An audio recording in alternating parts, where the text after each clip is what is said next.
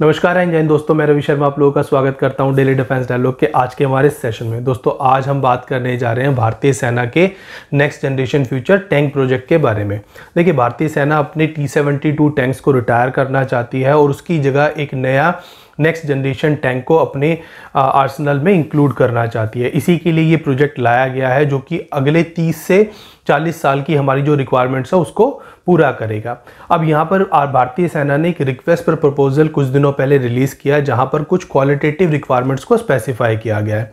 अब ये जो क्वालिटेटिव रिक्वायरमेंट्स हैं इनको पढ़ने के बाद बहुत सारे एक्सपर्ट्स, बहुत सारे जानकारों का ये मानना है कि इस प्रोजेक्ट का हश्र भी वैसा ही होगा जैसा अर्जुन टैंक के साथ हुआ। हमें पता है कि अर्जुन टैंक के साथ पिछले 40 सालों में क्या क्या हुआ है और इस टैंक को बनाने का हमारा जो एक्सपीरियंस है वो बहुत अच्छा नहीं रहा है। इतने डिलेज, इतने ज़्यादा प्रॉब्लम्स के बाद भी आज भी अर्जुन टैंक जो है फुल ब्लोन प्रोडक्शन में अभी तक नहीं आ पाया है। और जितने भी टैंक्स हमारे पास अभी अर्जुन टैंक्स हैं भी, वो भी लगभग 70% उनकी फ्लीट जो है वो ग्राउंडेड है। तो इस तरह का बैड एक्सपीरियंसेस को देखते हुए और नेक्स्ट जनरेशन जो टैंक आने वाला है उसकी कुछ क्वालिटेटिव रिक्वायरमेंट्स को देखते हुए कुछ जानकारों का ये मानना है कि ये प्रोजेक्ट भी फेल होगा।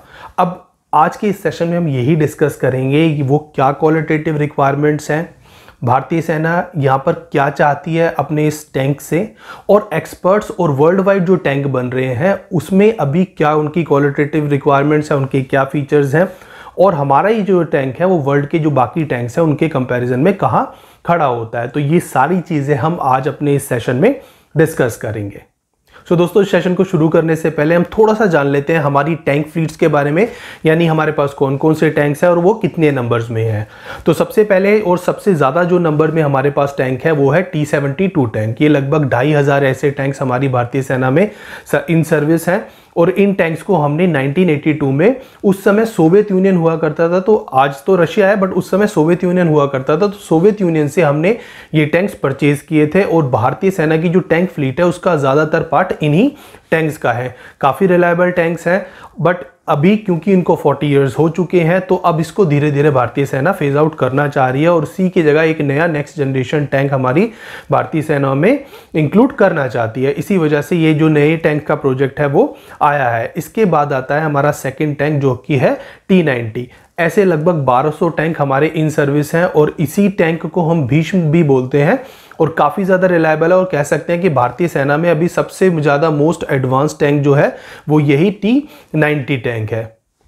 इसके बाद नंबर आता है हमारे इंडिजीनियसली बिल्ड टैंक यानी कि अर्जुन टैंक का। अर्जुन टैंक की 124 यूनिट अभी भारतीय सेना में इंक्लूडेड है और अर्जुन टैंक का जो एडवांस वर्जन है यानी कि अर्जुन टैंक मार्क 1A, उसका ऑर्डर भारतीय सेना ने दिया हुआ है और भारतीय सेना लगभग 118 ऐसे टैंक्स को परचेज करने वाली है। इसके बाद आता है हमारे रिसेंटली जो कि बहुत न्यूज़ में जो टैंक्स था और जिसके ट्रायल्स अभी शुरू होने वाले हैं यानी कि जोरावर टैंक। ये एक लाइट वेट टैंक है जिसको हमारी DRDO और L&T मिल करके बना रही हैं और ऐसी 350 यूनिट भारतीय सेना में इंक्लूड होने जा रही हैं। तो ये थी हमारी टैंक स्ट्रेंथ और अब इसमें से T-72 टैंक जो कि लगभग इस पूरी टैंक स्ट्रेंथ का 50% कॉन्स्टिट्यूट करता है, उसको भारतीय सेना कुछ अगले सालों में रिटायर करने जा रही है और उसकी जगह एक नया फ्यूचर जो टैंक है वो यहाँ पर आने जा रहा है। इसकी भी लगभग 1700 से लेकर के 2200 यूनिट भारतीय सेना में इंक्लूड की जाएंगी। अब इस next generation future tank project को FRCV के नाम से जाना जा रहा है यानी कि फ्यूचर रेडी कॉम्बैट व्हीकल। और भारतीय सेना यहाँ पर एक ऐसा टैंक चाहती है जो कि लगभग अगले 30 से 40 सालों तक उसकी रिक्वायरमेंट्स को न सिर्फ पूरा करे बल्कि आने वाली जो टेक्नोलॉजीज़ हैं, जो कि फ्यूचर में क्या टेक्नोलॉजी आएगी ये नहीं पता किसी को, बट वो टेक्नोलॉजी भी इसके अंदर इजीली इनकॉर्पोरेट की जाए। तो कुल मिलाकर के अगले 30 से 40 सालों का जो विज़न है उसके अकॉर्डिंग भारतीय सेना यहाँ पर एक ऐसा टैंक चाहती है जो कि ये सारी रिक्वायरमेंट्स को पूरा करे। और इसीलिए भारतीय सेना ने यहाँ पर रिक्वेस्ट पर प्रपोजल में कुछ क्वालिटेटिव रिक्वायरमेंट्स को स्पेसिफाई किया, जिनको पढ़ने के बाद जानकारों का कहना है कि न सिर्फ ये अनरीजनेबल हैं बल्कि ये फिक्शन पर बेस्ड भी है, यानी कि काल्पनिक रिक्वायरमेंट्स हैं जिनको पूरा करना बहुत ज़्यादा मुश्किल है। अब यहाँ पर सबसे पहली जो रिक्वायरमेंट आती है वो है वेट को लेकर के और यही सबसे ज़्यादा पॉइंट ऑफ डिस्कशन भी है इस समय।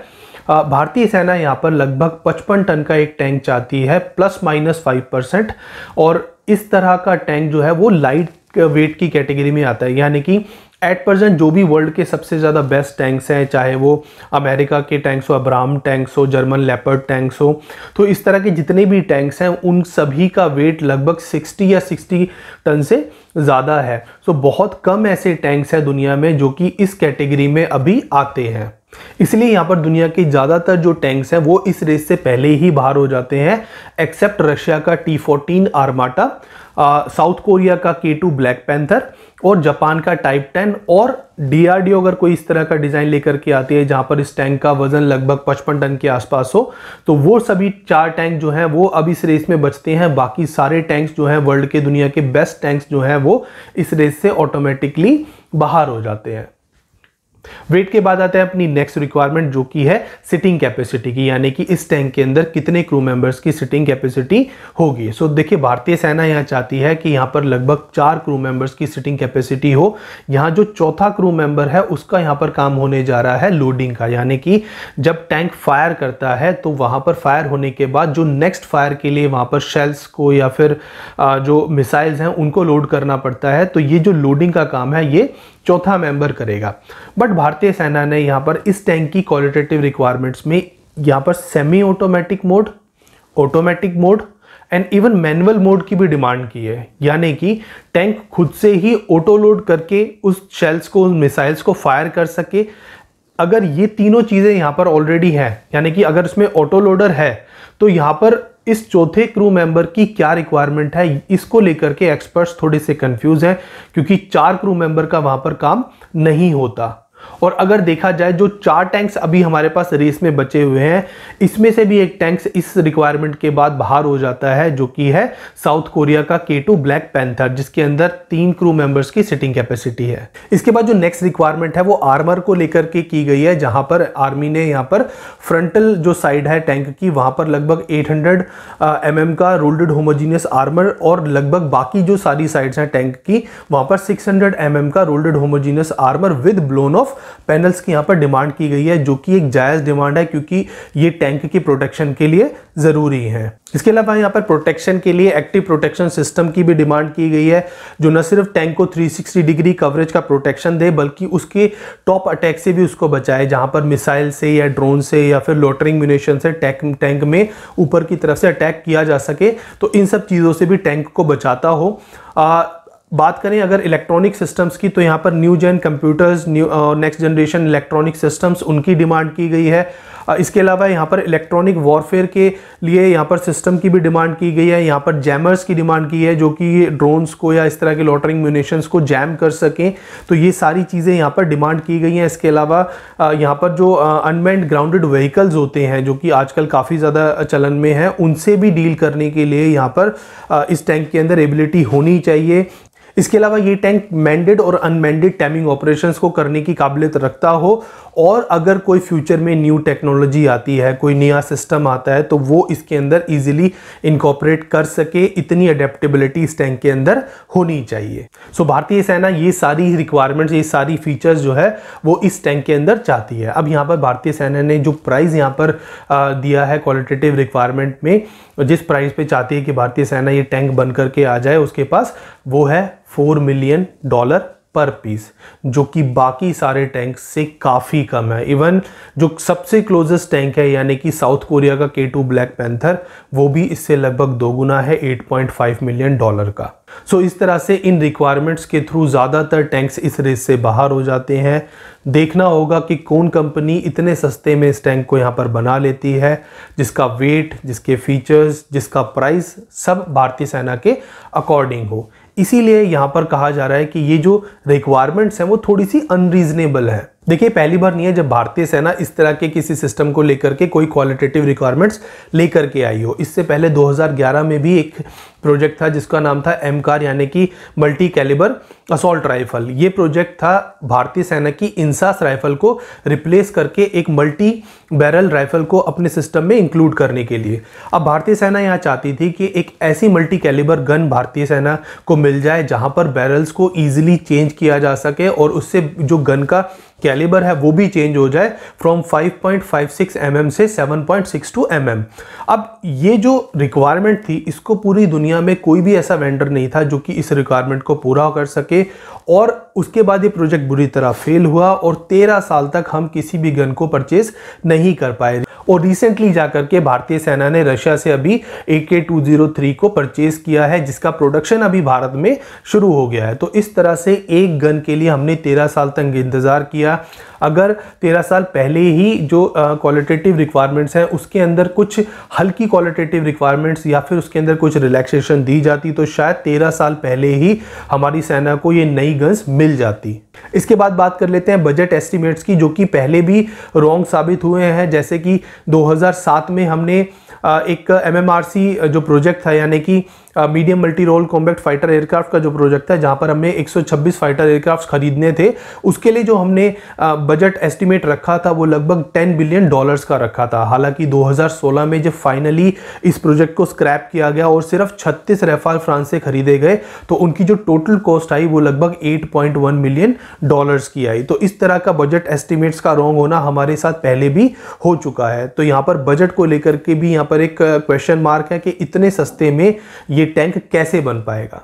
इन सब क्वालिटेटिव रिक्वायरमेंट के बावजूद भी कुछ भारत की कंपनीज हैं जो कि इस प्रोजेक्ट में इंटरेस्टेड हैं, जैसे कि टाटा है, महिंद्रा है या लार्सन एंड टर्बो है, जिसके पीछे का बड़ा कारण है इस पूरे प्रोजेक्ट में जो नंबर ऑफ यूनिट्स खरीदे जाने हैं वो लगभग 2200 के आसपास हैं। 2200 यूनिट का मतलब है लगभग 30 से 40 साल की जो सर्विस है और जो रिपेयर कॉस्ट है वो भी यहाँ पर बेयर की जाएगी। तो एक तरह से 30 से 40 साल का जो बिजनेस है वो यहाँ पर इन कंपनीज को इस प्रोजेक्ट के थ्रू मिलने जा रहा है। तो इसीलिए ये कंपनीज इस प्रोजेक्ट में इंटरेस्टेड हैं। हालांकि किसी भी कंपनी के पास अभी इस तरह के टैंक को बनाने का एक्सपीरियंस नहीं है। सो अभी ये देखने वाली बात होगी ये कंपनीज खुद का कोई डिजाइन बना के लाती हैं या फिर किसी फॉरेन कंट्री के जो OEMs हैं, OEM का मतलब ओरिजिनल इक्विपमेंट मैन्युफैक्चरर, उनके साथ मिलकर के इस तरह के सिस्टम को भारत में असेंबल करती हैं। अगर असेंबल करती हैं तो इंटेलेक्चुअल प्रॉपर्टी राइट और कॉन्टिन्यूअस सप्लाई ऑफ इक्विपमेंट को लेकर के भी यहाँ पर सवाल खड़ा होता है। सो इस तरह से यहाँ पर बहुत सारी क्वालिटेटिव रिक्वायरमेंट्स हैं, लूप होल्स हैं, कॉम्प्लेक्सिटीज़ हैं जो कि आगे चल करके इस प्रोजेक्ट के डिले का या फिर इसके फेलियर का कारण बन सकती हैं। हालांकि मुझे ऐसा नहीं लगता, क्योंकि भारतीय सेना को भी पता है यहाँ पर जितने भी आजकल के फ्यूचर टैंक्स बन रहे हैं या फिर जो करंट एरा में टैंक्स चलते हैं वो लगभग 60 टन से ऊपर के होते हैं। इवन जो फ्रांस और जर्मनी टैंक बना रहा है वो लगभग 68 टन के आसपास का है। तो भारतीय सेना ने यहाँ कुछ सोच समझ कर ही ये 55 के आसपास का जो टैंक की रिक्वायरमेंट है वो रखी होगी। इसके अलावा जो प्राइस है वो हमारी सरकार आगे देख लेगी, क्योंकि रफाल के केस में भी हमने ऐसा किया था कि हमारा प्राइस जो है वो थोड़ा सा कम था बट आगे चल करके उसको बढ़ा लिया गया था। बट मुझे लगता है फिर भी यहाँ पर जो सेना है उसको कुछ कुछ चीज़ों के अंदर कुछ रिलैक्सेशन देनी चाहिए, कुछ वेट के अंदर, कुछ उसकी रिक्वायरमेंट्स के अंदर यहाँ पर कुछ रिलैक्सेशन देनी चाहिए और इस प्रोजेक्ट को स्पीडीली बहुत जल्दी इसको हमें कंप्लीट करना चाहिए, ताकि हमारी जो फोर्सेस हैं उसके अंदर ऑब्सोल्यूट सिस्टम जो है ज़्यादा दिनों तक ना रहें, ऐसे सिस्टम ना रहें जो कि ऑलरेडी फेज आउट होने की कगार पे खड़े हैं। और T-72 टैंक की परफॉर्मेंस यूक्रेन में देखने के बाद ये एक अलार्मिंग सिचुएशन है जिसको जल्दी से जल्दी हमें यहाँ पर इस रिक्वायरमेंट को पूरा करना चाहिए। अब यहाँ पर जो भी ऑब्स्टेकल हैं, हर्डल्स हैं, वो इंडियन आर्मी और उसके एक्सपर्ट्स बैठ करके ज़रूर देखेंगे और इस प्रोजेक्ट को जल्दी से जल्दी पूरा कर लेंगे। सो इसके साथ ही हम आज के इस सेशन को यहीं समाप्त करते हैं। कल आपसे फिर मिलेंगे इसी तरह के इंटरेस्टिंग वीडियो के साथ। हमारे चैनल को लाइक कीजिए, सब्सक्राइब कीजिए और बेल आइकन दबाना बिल्कुल भी ना भूलिएगा। तब तक के लिए जय हिंद।